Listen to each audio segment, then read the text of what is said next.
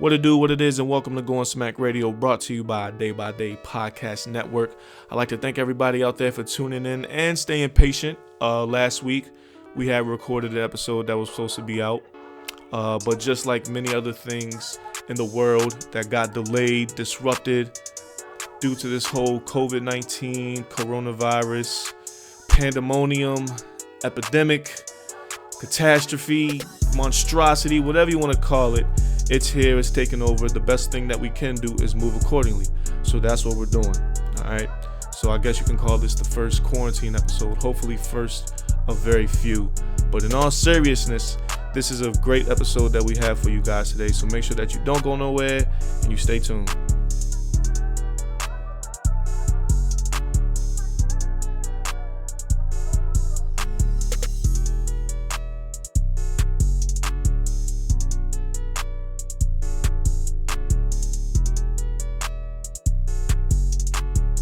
Yes, sir. Like I said, welcome to Going Smack Radio, brought to you by Day Podcast Network. I'm your host, Day, and today we have a special episode. We have a special guest in the building. We have someone who is embodying the task of being an author, a mentor, a blogger, a speaker, a logistics and business advisor for several businesses and programs, a full-time minister, a current pageant contestant, an author of her soon-to-be released book. Pretty much a damn public figure, an entrepreneur, someone who is out here making things happen, all action, no capping. The one and only, the lovely Miss Ebony Acton. Hi everyone. You have quite a resume. I had to write that down. I usually don't have to write down my intros, but I have to write that down. Thank you for joining me today. Thank you for having me. Thank you for inviting me. I really appreciate it. Yeah, I know it's not the easiest of times with social distancing. Social distancing having to happen because of this whole COVID-19 or coronavirus. We're going to get into that because obviously it's huge. Also, not to mention, Miss Ebony also won Miss Virginia State University for 2016-2017 year and was also a former woo-woo. For those who don't know, is a cheerleader for Virginia State University, which world renowned for the CIAA. They are, which is the world rival renowned of my alma mater. But before we get into that, Sauce Boy, our engineer producer, is on vacation. He's in high school. So, they had like a COVID spring break type thing to get 2 weeks off. So he decides to go to Delaware for like a week and a half, whatever. We have a special guest director taking place for him in the building. We have my boy, the one and only. No, he is not the kid from Karate Kid, even though he looks like him. We have Queasy baby, Jacqueezy. Come on, Jacqueezy. And listen, these 2 shots is for my boy, Jacquez. It is my boy's. This yours right there. Yeah, come on. We got to be precautious. This is my bottle. Yeah, she got the water popping off. Salute. Boom. It's my boy's B-Day. That's why we have him in the building, turning the big 24. So, salute. Thanks for joining me, brother. Could you take these 2 with you? Absolutely. Thank you. It's my boy Queasy in the building, man. So, we are going to get to most of the things that I named that Ebony is involved with. We're going to get to that. But before we start, we have to start with, the elephant in the room. Oh, it's not even an elephant in the room. It's the air in the room, if you would.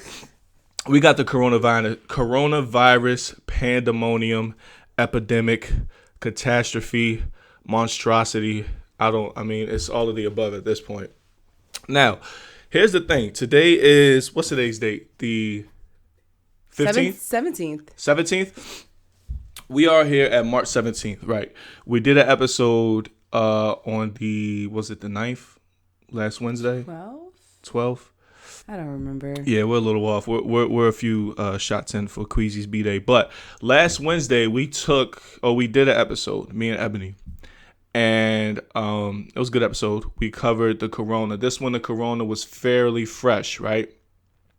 So we had to redo this whole thing because we covered it Wednesday afternoon. All right. Right. And it was, we covered some good stuff on it, but we were pretty nonchalant about it. Just because it just wasn't as severe as it is now. So an hour after we record. Yes, the 12th. Sorry. I'm like back in my mind. Okay, bet. So you was on it. Thank you for that. So we recorded, and an hour after we recorded, the NBA shut down. 2 hours after we recorded, Donovan Mitchell, finds out he gets the virus, tested positive for it. And we were kind of saying that as well. We're like, it's a hoax. Black people ain't catching it. And a young, prime, healthy basketball player in his early 20s catches it. So that shifted the whole dynamics of it. When we first recorded last week, U.S. cases barely surpassed 1,000. As of today, as of March 17th, it's 4,226. The market, has sank 12% at the time. It's causing people to lose their jobs. Me personally, I'm a little disgusted with it because I had an all-inclusive paid trip to Atlanta for a whole weekend that was canceled for a football tournament that I coach, high school 7-on-7. So it was like during the day I do what I love, and that night I was going to turn up in Atlanta, canceled. But on the all seriousness, people are losing jobs because of it, and it wasn't as severe when we first covered it. But I mean, man, within that week, you would have thought a month or so passed as severe as it's getting. So we had to, switch up the dynamics of it and, talk about it now on a more severe topic, letting people know that, listen, if they're telling you to stay in the house, stay in the house. Yeah, stay in the house. Why are people like, everyone's in Miami. Is spring break really happening with a whole virus epidemic happening? It's crazy. Queasy. I don't know. But I do like to shout out to all the emergency workers, nurses, food workers that are, really literally risking their health. And something to also pay tribute to are the people that are in legislative field. So I actually have a friend, aka my makeup artist, who is sponsoring me. She didn't do my face today, so if you comment on my face, I did it. It still looks nice. Channeling my inner J-Lo or whatever. But literally, she works for the General Assembly for the state of Maryland, and she's been at work for 20 hours trying to pass emergency bills. Wow. To make sure that we as citizens in Maryland, and that is nationwide, but mainly citizens that are in Maryland, making sure we're protected, especially those who, I know I can speak on the behalf of those who are in the impoverished community. I live in public housing, and making sure that we're not at fault for not being able to supply and to have the income for the upcoming bills that are due, or utilities, because let's be real, that's when anxiety really sets in. Yeah. How am I going to pay for my phone bill? How am I going to pay for my rent? How am I going to pay for this water bill? How am I going to pay for the rent, the mortgage, whatever the case may have you. So shout out to those who are in legislation, and y'all aren't getting enough benefits and profits and celebration because they don't know. Right. So yeah, thanks for that, because I wasn't as informed on the matter. So, like till 1 a.m. Wow. One bill that was passed, and you're a part of that demographic because he went to Bowie State, not necessarily like Virginia State. Trojans. Y'all know the rest. But something that actually has brought out of the pandemic is HBCUs have the opportunity to no longer face that debt that says like $7 million in debt. That particular bill was argued until 1 a.m. Really? 1 a.m. That's time for me to go home. I'm old now. I go to bed. We washed up. We sleep by 11. We right? washed up out here. So for people to be up at 1 a.m., people that are married, that have kids, that have grandkids, dogs, cats, because those are kids too, to some people, they're neglecting their family home to make sure there are certain bills that are being passed. Wow. That's huge. Shout out to them. And even, with, like you said, with the worry, because a lot of people aren't working at the moment because of this thing. Like, it's really serious. Like, me personally, 2 of my 3 jobs have been canceled at least for the next, 3 months. I coach high school kids for 7-on-7, and I also ref Little League flag football games, which is like the littest job ever. Like, them little kids be balling, and I just sit there and ref, and I don't be throwing no flags. I be like, whatever. But it's people losing jobs, people in the food industry that, may have to work on the dining services. They're no longer working, Bars. Yeah, bars are out of job. It's a lot of people out of work. So this is something we'll always remember. But, we just want to, give a shout out, let people know that we really are praying for the better things to happen to people who aren't in work at the moment. Absolutely. Yeah, it's huge. So, even before we were asking the main question last week when we recorded, like, is this the real deals or not? Obviously, we know it's really affecting the economy. But, like, is this thing, really like the next type of plague? Like, how does it end? Like, I think that's the number one thing we want to know. Like, how does it end? When does it end? Do you still believe, like, the hype that this is really such a, pandemonium that it appears to be, aside from the, economy, going down? So I believe that more greatness has came out of this. And by greatness, the level of attention that we need to pay to things that we should have already been paying attention to. So public health, healthcare, celebrating people that literally put their lives on the line, those who are working in the medical field, or those who are sacrificing their mental and psychological and physiological health all across the board. And we don't celebrate those people enough. So that's something that I really feel like we have to pay a lot of attention to. We don't celebrate them enough for what they do on a regular basis as their occupation, as their profession, as their livelihood. And I remember talking about it last time. I'm more concerned about catching pneumonia because one thing that we were talking about, I was like, I don't really think it's like a flu-like. I think it's more pneumonia. We don't pay attention to the pneumonia symptoms that literally happen every year. I'm really like a statistics number, data, whatever you prefer type of gal. So 250,000 people or plus per year in the US alone catch pneumonia. Half of that number dies from it. Yeah, pneumonia has a high death rate. Like, that's serious. Like, that's number 3. I'm not for sure if you've ever seen it. Definitely check out ourworldindata.org. It's funded by London, and also Johns Hopkins plays a part of that. And they're literally, giving statistics and just showing you the correlation coefficient. Those who didn't pay attention in statistics, for those who are watching it, please pay attention in statistics. Okay, correlation coefficient will come back around, and just noticing the numbers are pretty much similar, but it shouldn't take. But it does. But it shouldn't take a world pandemic for people to be so concerned about health. Yeah. Or washing their hands, or washing their face, or eating healthy, working out, prioritizing their immune system. It should not take that. However, we have to pay attention to the greatness that is coming out of it, which is highlighting what is important. I agree with you because, like I said before, on the last episode, pretty much piggybacking off what you said, people realizing, okay, I got to start taking my hygiene serious. And it's sad that this is what it comes down to, for people to wash their hands and wash their ass. But I guess better late than never,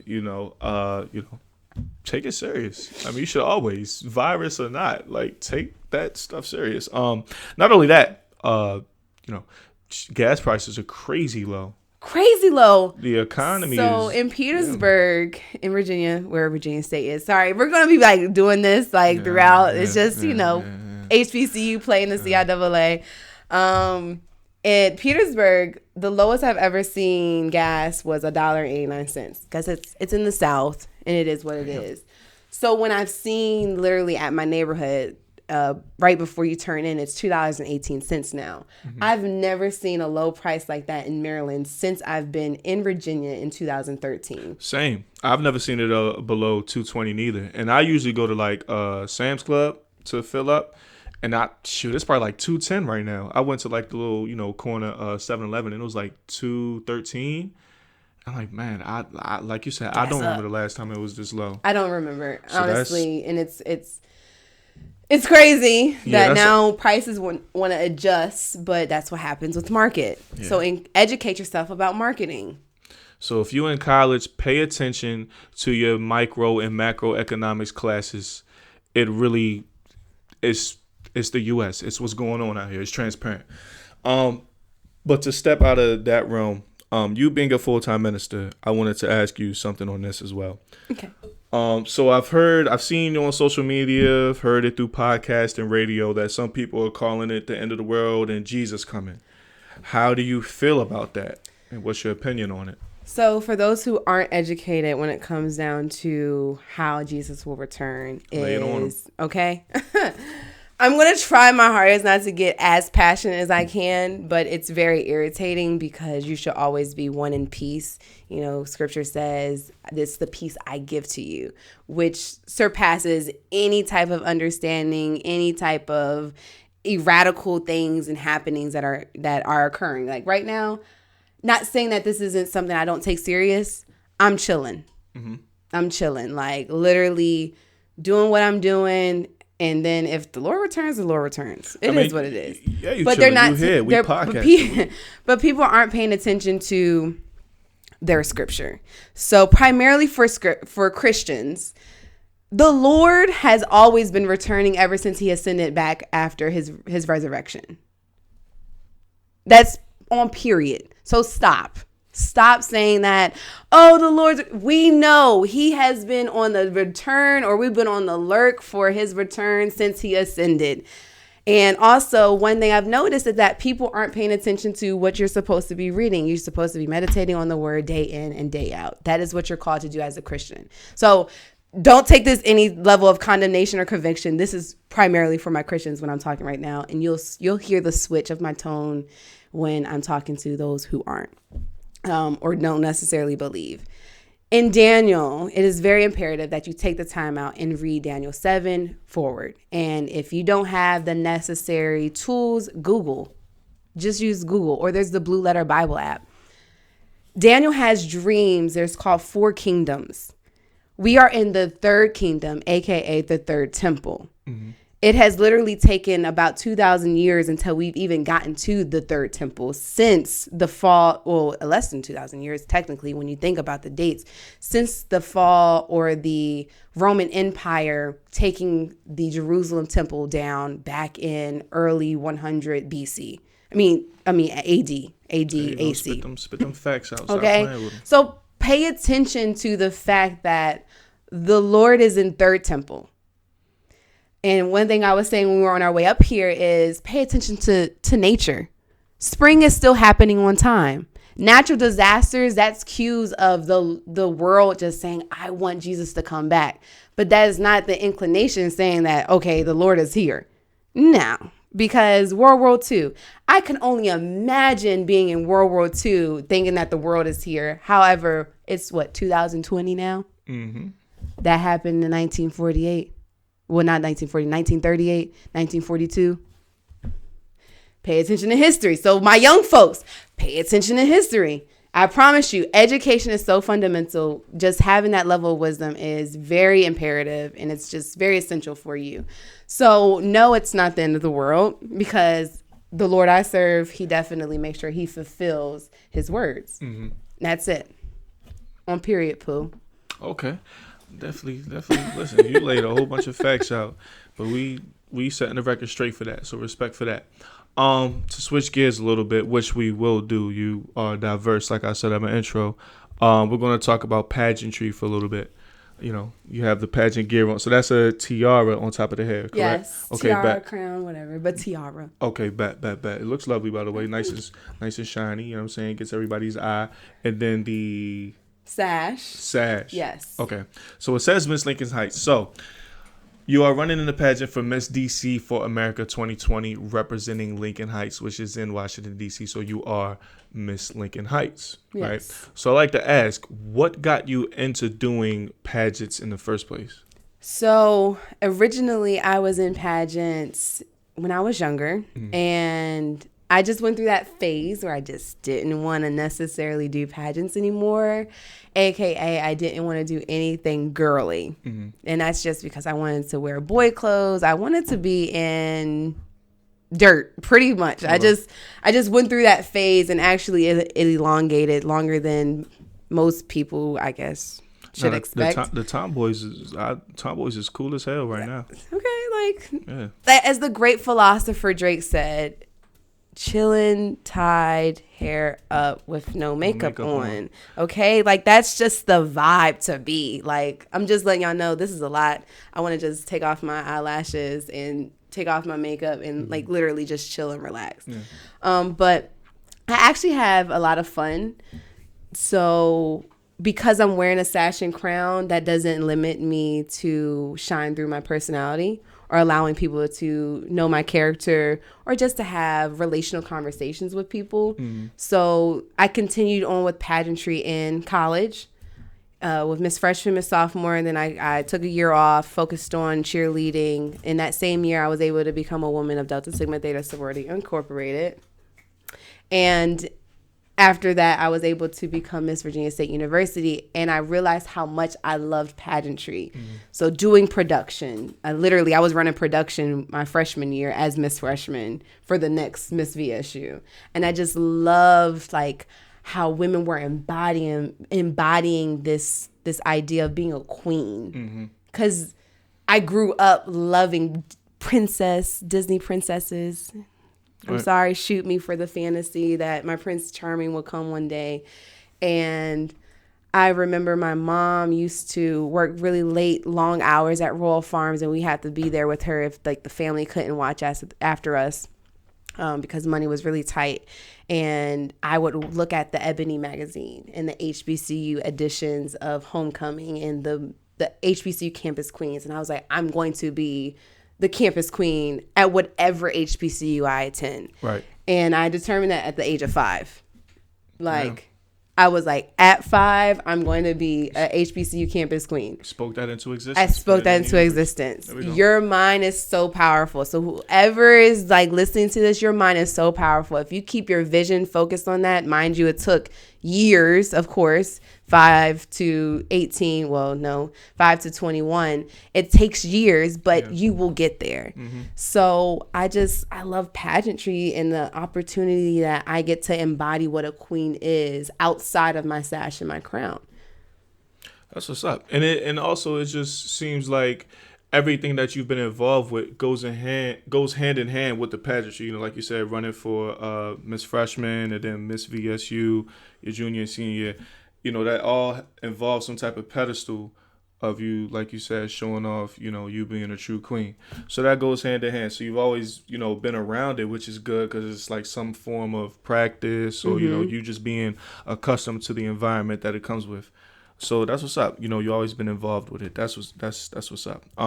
Me, honestly, I'm a little clueless to pageants, right? I've never. Most men are. Sorry, Yeah. I'm just joking. Nah, listen, it's cool. We ain't taking it to the heart. You know, we see them, you know, on social media. I don't all the way fact check, but I know, you know, recently within the past few years, it's been like first African-American women to win certain pageantries that's been going along over the past few years. Like I said, I don't know the complete facts on them. But I'm, you know, like most people or most men, I should say, you know, we're pretty clueless to it. So what's like the typical day like in a pageant? So in a pageant day, you are on cloud 9. Your feelings are skyrocketing. Anxiety is like really capturing you and making you prison to its feelings. And you're just, because you really want to win. Right? Of course.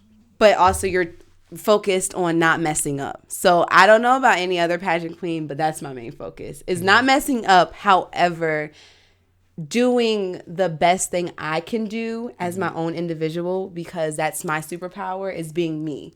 I can't be the next contestant. I'm not good at being contestant 2, contestant 5 if I'm contestant 3. No, I'm contestant 3 and I'm going to be great at being contestant 3. And when you know me, I'm Ebony Acton, I'm representing Miss Lincoln Heights or whatever pageant I'm, you know, in. And that is where the mind shift should focus and should shift, because let's be real, we're human. We're going to experience certain emotions, certain nervousness, and you just got to pull yourself away from that. So pageant day, it's a little hectic. You have to keep your focus steadfast on being the best version of yourself, not necessarily winning, but being the best version of yourself. Okay. And the judges love originality. So something I love about pageantry now is it's changing. So it's no longer about how great you look or if you're beautiful or you're appealing to the eye. That's great. However, what asset now can you bring? So you mentioned literally as of last year, for major titles, they were women of African American descent or African descent. So Miss Universe, Zoe, I love her. She's so cute. She is literally the epitome of little girls with 4C type hair. They can be a queen. Because at one point in time, let's be real, only white women were allowed to do that. Yeah. So now pageantry has switched to ethnicity is like literally the definition of regality, and I love it. I love it. What do you what are you made of? What's the nucleus of what that makes you? I respect that, not just looks. Because I mean, to be honest, I never knew about pageantries, but like the kind of stereotypes that followed it was ditzy girls that were just up there to show off their looks and whatnot. But it's good to hear that it's making a transition to see the complete you. Yeah, and something I want, especially those who are full time or they've been devoted to pageantry for pretty much all their life, you have to be real when it comes down to what someone else has experienced. So someone may have experienced, like you said, or what you've heard is shallow, mean women, in pageantry. And let's be real, a lot of times that happens. That really does happen. I've experienced it before, that there are shallow women that don't know how to communicate in the time of stress when they're not in a director title. Like, first of all, baby girl, you're a contestant just like me. You're vying for the same title. Please don't be rude, because it's not about where I'm from. It's about what can come out of me. Okay. Sorry, I'm getting a little, little, listen, bring the real you it is, and I don't really like that. Queasy, like, yeah, let them know. So it's very imperative for us to understand, like, you have to be very compassionate. You have to be merciful. You have to be kind. You have to be full of poise. You have to be full of grace. And if you're not fit enough, you're not strong enough to do that, maybe pageantry isn't for you, because we're trying to change the pageant world. It's about strong women. So let me ask you this. I know, when they call you contestant number whatever, like you said, you step up, spotlight's on you, and they ask you a series of questions, right? Is it just one, or is it like a series of questions usually? So interview, it's a series of questions. Question and answer, it's one. Okay. So let's do this. What's like a typical question? Give me one that's, maybe a little difficult or unorthodox, a question that you're asked on the spot, and you have no rehearsal for this, right? I mean, you train with your pageant coach, correct? Like, it's pageant coaches out here, so you train and go through certain things, but you're not 100% sure on the exact question that they'll ask you, correct? Right. So what's like, in your past experience with pageants, what's like a difficult question you're asked on the spot that you have to answer like that? So I have not had the opportunity to really experience what I would consider difficult questions. So like a difficult question is where you have to be very considerate and diplomatic with how you're responding. And I remember in the HBCU Hall of Fame pageant, and this is just something I just remember off the back, the question had everything to pertain to the President of the United States. And bring the politics in. It's not necessarily the politics in it, because they're not really asking for your political stance. They're trying to see how well and how graceful and how diplomatic you can answer, but you can still be true and genuine with your response and very authentic. And the question was, that I remember, is what are your opinions and thoughts of how the President of the United States is currently acting? And the contestant, she was very honest, and I love the fact that she was very honest.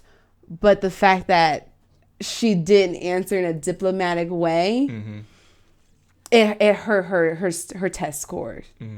Her results, not test scores, her results in her scores. Okay. Because it's how you answer it. Are you able to answer it in a very elegant way that I'm able to be true to myself, but am I able to still deliver my answer in a very loving way? I will honestly say a loving way. Okay. So you want to start good, always start off with positive, get your meat, answer the question, especially answer the question, and then cushion it back to being great. Okay. So a question that have been asked by me particularly is, what are your opinions and standpoints of pageants? Do you feel as if they're misogynistic, or do you feel like they really empower women? And even as like a woman asking you that. Yeah. And it is one of you. So it's deep, but right in front of you at the same time. Right. So it's very complex. Yeah. But nevertheless, you can always practice to do it. Yeah, as I say, you go through practice and you have like coaches or trainers for it, correct? And then use practice. Like I said, this interview right now is a moment of practice, not even but it's a conversational interview that I'm having right now. So I get to elongate, but literally you want to ask within 30 seconds. Yeah, you will answer the question within 30 seconds. Get you more comfortable with it. All right. Well, shout out to you and good luck with that. So on our original interview, the pageant was scheduled for which date? April 4th. Like I said, we had to redo everything. Everything either got delayed, pushed back, canceled, we'll call you, or whatever you call it. So at the moment, as of today, when is the rescheduled dates for the pageant? So it is Saturday, June 6th, same location, Kennedy Center in the Family Theater at 7 p.m. Tickets are able to be purchased online at An Officer and Gentlewoman LLC. You can follow me on Instagram at EBONYMACTON. Can't spell my own name. That's so sad. Or you can go to Miss Lincoln Heights on Instagram, literally how I spell it. There's no numbers, no extra dots or periods, underscores. And you can DM me and I will direct you there, because there is a VIP code. And you get to have the opportunity to party with us after at a lounge. We don't know where that's going to be anymore, but you have the opportunity to party with us. Say less, say no more. I was ready to ask VIP. Queasy. That sound like it may come up to listen. Me and Queasy with a VIP. You gotta get the bottles popping. Yeah. All right, cool. So good luck with you with that. Thank you. If it stays with June 6th, I will pull up. Show support. Make sure your mom's coming. No doubt. Yeah, I'll tell her too. So besides the pageantry, you also have a book coming out, and not to mention you are the first person that I know to publish a book. That's huge, So the title of the book, which as of now, when is it set to be released? It's set to be released August still. Okay. Tentative, because the regulations really don't necessarily change for those who work in the publishing company, because that's already a small condensed number. Inside, but my agents and stuff, they work at home right now. They're telemarketing and teleworking. Sorry, not telemarketing. Teleworking, and I'm just keeping in contact with them. Hence that way. All right, cool. So the title of the book, I got that A1, Promiscuous to Passionate. Where did the title of the book come from? Literally from my promiscuous tendencies to the decision to become celibate and to become passionate about what God has called me to do, which is full-time ministry in a very unconventional way. Hence why I'm in pageantry. Hence why I'm always on social media. Hence why I actually go to the club still. And it's literally to just share how great God has been to me with my decision of being celibate and honoring premarital, honoring the marital design of sex for my husband and my future husband. But we're going to speak that into existence for my husband and honoring him, right? And honoring him before I even know who he is. So that's literally where everything comes from. Respect. So quick question. With the celibacy, I don't know, biologically, of course I wouldn't know how it is with a female. I know with males, especially first thing in the morning, it could be quite difficult to, completely take on that task. You taking on a celibacy task, was that difficult for you? And what type of bump in the roads did you come across, when fully committing yourself to that? It was hard. No pun intended. No, that's so funny. I'm sorry. I'm like low key corny. I think like certain jokes and puns are like hilarious. Nah, thank you. You're gassing me No, up. seriously. So when I made the decision, I was good for like a week, and it was October 7th, 2017. And I was like, great. I was like, yes, I can do it. Si se puede. Like, I am Ron Schneider in The Waterboy. You can do it. Like, I was saying that to myself. Mm-hmm. However, that next week, it was Bowie's homecoming. It was Virginia State's homecoming. And it was Winston-Salem and Howard. And it was Morgan. It was everyone's homecoming. I don't know exactly what you're talking about. And DMs were coming through. Text messages were coming through.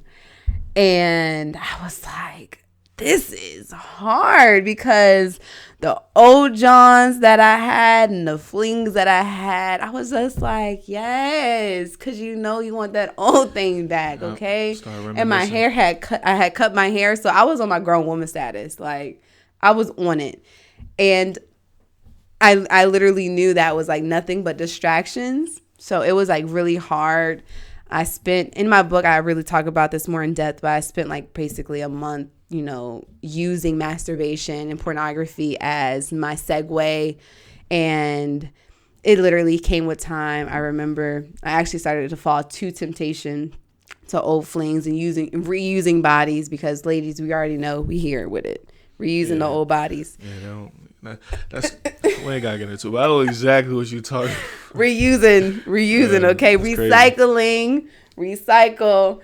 And it was, like I said, it was really hard, but I had the opportunity to shift my mindset to not commit the act, but commit my purity to whom I'm trying to honor, which is first and utmost Jesus, and then my husband.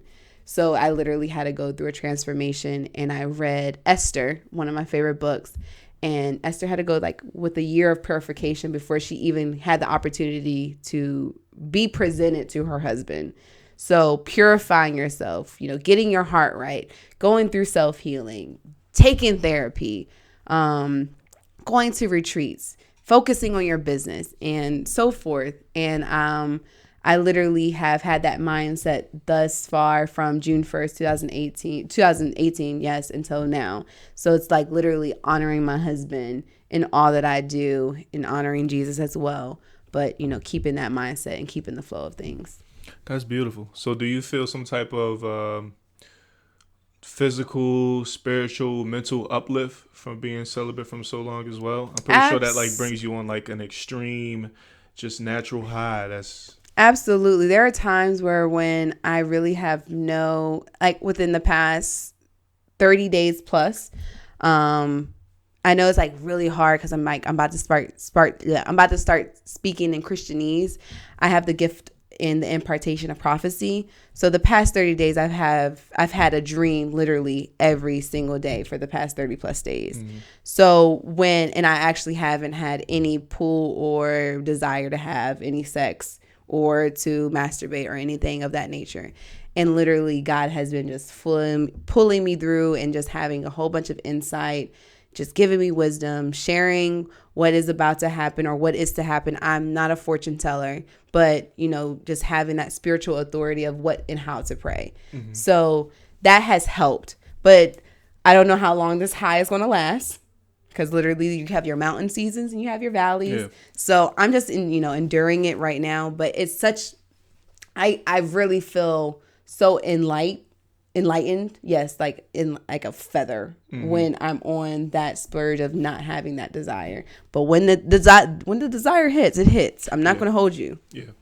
Yeah, I know the good stuff, but it sounds like you'll be strong enough to take on With God. Yeah.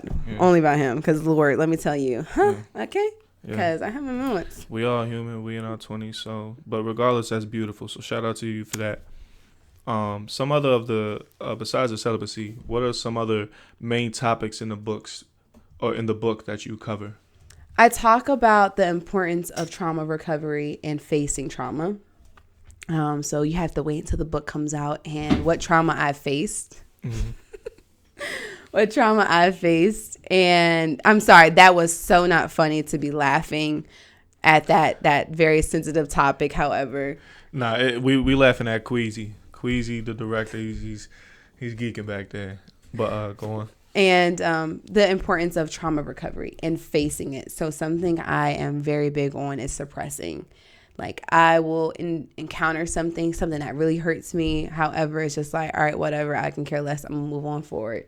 And that's not necessarily healthy. And something I'm really facing is the vulnerability of it, allowing vulnerability to show through. Hey, you hurt me. I just want to let you know you did. And I know that's like a very sensitive topic for a lot of people because they'll say like, oh, he might never, him or she may not necessarily respond the way I want them to take in that, oh yeah, I did that, take in that fault. But a lot of times they won't. So I had to like literally go through therapy for a few months. And thank God to my therapist, she actually didn't pay me, which didn't fine me for it. She was like, this is me investing in you and what you're about to do in the next few years and in your life. And I just took therapy and I focused on bettering myself, not just for myself, not just for my husband, but for other people, like my children. There are moments where I look at my mom and I'm just like, why didn't you do the necessary work to break off generational curses? It's the same thing with my dad. Like not necessarily my mom. Same thing with my dad. Why didn't you do the extra work to break off generational curses? So being mindful that I have children that are about to be birthed whenever I, become married, or I have grandchildren. Or let's talk about my little brother, because I'm very sensitive about that topic with my little brother. Mm-hmm. Let me set the trajectory of my legacy and the legacy that our family is to uphold. So like, that's pretty much where that all lies. Sounds like good stuff that just not you, but, other females may be dealing with or may come across in the future. Regardless, it sounds like good stuff. So I personally know multiple people that have currently or before, said, I've been through this and that, I need to, I'm going to write a book. And like I said, you're the first one I know that's actually done it. For years I've been hearing people, I need to write a book, and they never, really actually, took the steps needed to do it. So what motivated you or inspired you to actually cross that threshold and apply the pressure to actually writing a book? Initially, it was my friends. Okay. And they were badgering the crap out of me. Oh, so then they real friends then? They were real friends. Yeah. They were like, Ebony, you need to write a book. My nickname is Benny, especially like coming from college. And they were like, Benny, you need to write a book. Benny, you're great at writing. Benny, you need to be a book. Ebony, publish it. Whatever the case may have you, they were saying like, you need to start writing a book. And I was like, no. I'm not doing that. I don't want to write a book. Like I love reading. However, I don't want to be an author. I don't see myself necessarily being an author. And they were like, no, like that's what you need to do. And it really didn't necessarily hit until I was on a date with this one particular guy and was just like, why don't you write a book? Like, stop playing with yourself. Like, I love like that hard hit. Ladies, if you don't have a guy that's going to give it to you direct, He can do that. That's why action. You need to get a Sag, because we keep it a buck all the way, whether it hurts or not. Sometimes we kind of get criticized for it because we can be too honest. But I'm like, man, I'd rather hear the truth and be hurt than be lied to and be hurt times 10 down the road. Just had to throw that out there. Sag gang. Well, go ahead. So when he said that, I literally stopped. I pondered. I thought, and I was just like, I'll consider it. Mm-hmm. And it wasn't until I had a spiritual retreat in September 2018 where I was able to literally cleanse myself. I was on a fast and I was able to hear so clearly from God, and people were able to facilitate that retreat so I could know that I'm in alignment with what I'm thinking, and what is my necessarily my destiny. Mm-hmm.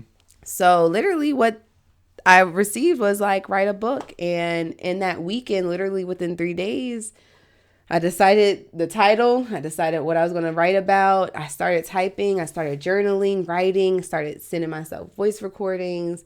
And it literally took time and power in knowing like, hey, it's no longer about me sharing my story.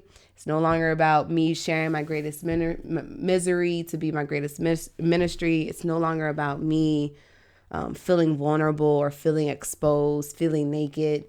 It's literally about who that one person needs to hear. Because I don't know if that one person might be the next Sarah Jake Roberts. I don't know if that's about to be the next TD Jakes. I don't know if that's about to be the next Christine Kane of Hillsong Nation in the church. And that's like one of the biggest, largest worshiping and church congregations that is in the world. So I don't know who that, or that could be like the next MLK. I don't know. That one person has to hear my story. So it's getting over myself so I can put that next book out, or put that first book, that next book, the following book, and, you know, so forth. Unselfishness at its finest. Shout out to you for that. I try. Real quick, what do you prefer, like, when it comes to reading books? Do you prefer like actual, hands-on reading, or are you more of like an audio book person, or are you more like an educational video type? It really depends. I do prefer the actual book, so I can actually write, take notes, highlight, underline. That's just me. I'm very old school, very traditional. I do apologize. But there are times, like I remember reading Mere Christianity by C.S. Lewis, and I really had a hard time reading it. And I was like, maybe listening to it audibly, I could understand it better. Actually, it worked. And then when it comes down to education books or educational novelistic videos or whatever the case may have you, I prefer that as well. It just really depends on what I'm reading and the level of difficulty and the philosophical context that's being presented. Okay.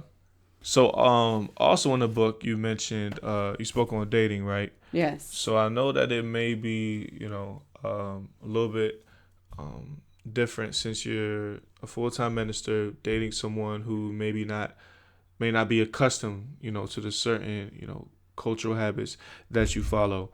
So how is it as a full-time minister dating now compared to then? You know what I mean? Like, I know then it was probably Tinder, now it's Christian Mingle. Like, how does it actually my work? Caveat, I do not do online Christian dating. I believe in old school fashion. I met you before or meet in person. However, if someone DMs me, they DM me. But I'm very old school that I prefer to meet this person in person. In person, right? Because that's just me. I'm, like I said, I'm very traditional. And I'm sorry, I'm just not up to par with the Jetsons and the whomevers. I'm just very hands-on. Nah, we're the same, you and I. Like, I rather, like, I don't know how to dive in DMs. Like, if I do, I mean, every guy does. So if I do, like, it sounds, I don't know, I don't even know what to say. Like, I'd much rather, do any type of approaching or talking in person, because you feel the energy. Right. Like, you can't feel energy through the DM. Like, you can really catch how the person is within like 30 seconds. Absolutely. You really know what you're dealing with. But with that being said, I prefer to meet the people in person, and I do off the rip get their religion and their faith standpoint. I'm sorry, I just won't entertain anyone who is wavy, as there's a scripture that says, a man who is not firm in his faith, he is easily tossed back and forth like the waves of the sea. I can't handle that, because as a woman, I'm not even like that. I'm not wishy-washy. I'm solid. If I say this, that's what I mean. I mean what I say, and I say what I mean. That's low-key like my black mama side coming out.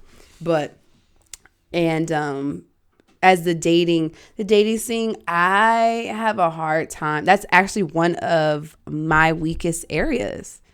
I suck at dating. I don't want to date no one. I don't want you to get to know me.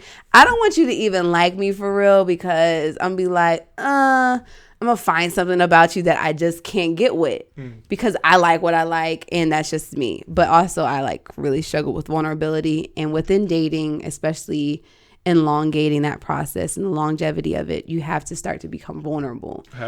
You have to. Like, that's just how you build it. And I know that's something I struggle with personally, not just even with the dating. I struggle with that with my actual parents, my siblings, my family members, my friends. There is stuff that my friends are just learning about me, and we've been friends for 5 years, or we've been friends for 10 years. And it's just like, literally, why didn't you tell me? You know, like I struggle with vulnerability. So it's necessary. It's kind of hard, but, you know, I'm getting better at it. But just know you have to be a Christian, and you have to be steadfast in your relationship with Jesus just as much as I am. You don't have to be there. Journeys are very imperative, but just know, like, this is my standard, and this is what I will not compromise. Okay. Seems very reasonable. You know, I'm actually, you know, happy to hear this from you, because I've always wondered, you know, like with with any type of, you know, minister or someone that's truly involved, like what's the balance with your profession, your beliefs, and the dating life, because the dating life can be clean or it can be, you know, toxic. So you have to really know what you're getting involved in. And something I really don't want people from the secular world, or people who are looking out. I know that's like kind of outside looking in, you know, oxymoronic, but there is toxicity within Christian relationships. Like, I don't want anyone to think that a minister, just because you're a minister and you have the title or the calling of being a minister, does not mean that you are a great person to date. There have literally been ministers. One minister told me that he saw me as his wife. Absolutely not. You are out of line, sir. God did not talk to me about that. And I did like scripture references. No, you are not the Isaac. You are not the Jacob. You are not whomever you think you are not my Joseph. Stop it right there. So does that come from people, maybe ministers? So is it that from them abusing their power? Yes. Oh, wow. So or real. Just being infatuated with the idea of me, or the idea of any, you know, woman of God, and what attributes they can contribute to their kingdom expansion in their ministry. And that's okay. However, you have to utilize discernment. Just because I could fit as your wife doesn't mean you will love me like Jesus does. Right. Hands down, whether you like it or not, Shadi. Wow, that's a real cause. I'm glad we spoke on that. That is something real in the battlefield. Okay. Well, for the time being, that is all the time that we have for today on Going Smack Radio. I'd like to thank the lovely Ebony Acton for popping up. Thank you. Being our special guest for today. I also like to thank our special guest director, Queasy Baby. It is his B-Day. We can't turn up it's his B-Day and it's St. Patrick's Day. Like, it is St. Patrick's Day. Yeah. I'm not wearing green too, but yeah, I'm gonna pinch you. All right, so dang, so that's twice as much reason as we should be turning up right now. But we can't because of COVID-19. But regardless, we're gonna turn up for my boy. Also like to thank, she's not here right now, and I know the video part ended, but I like to thank my dog who abruptly came into our recording session and was just walking around everywhere. That's why we were giggling sometimes. Like, if you saw a smirk on our face, we were giggling because my dog was just in here and she's a clown. It's a bull terrier, which is Chico from next Friday. And they are the clownest. I've had 8 dogs my whole life. Well, my mom had 8 dogs. You know, don't think I'm like a neglecting dog parent. My mom had 8 dogs my whole life. It's Chico. And she's a clown. Of all the dogs, she's a clown. She looks and acts like a clown. So we were laughing off her. I want to. She's so friendly, you guys. Yeah, so friendly. Yeah, she just left, so we can't give her the video shout out that we want to. But besides that, I'd like to thank everybody for tuning in to Going Smack Radio, brought to you by Day Podcast Network. But regardless, this is Going Smack Radio. I'm your host, Dede. Thanks to everybody for tuning in. Until next time, holla at your peace.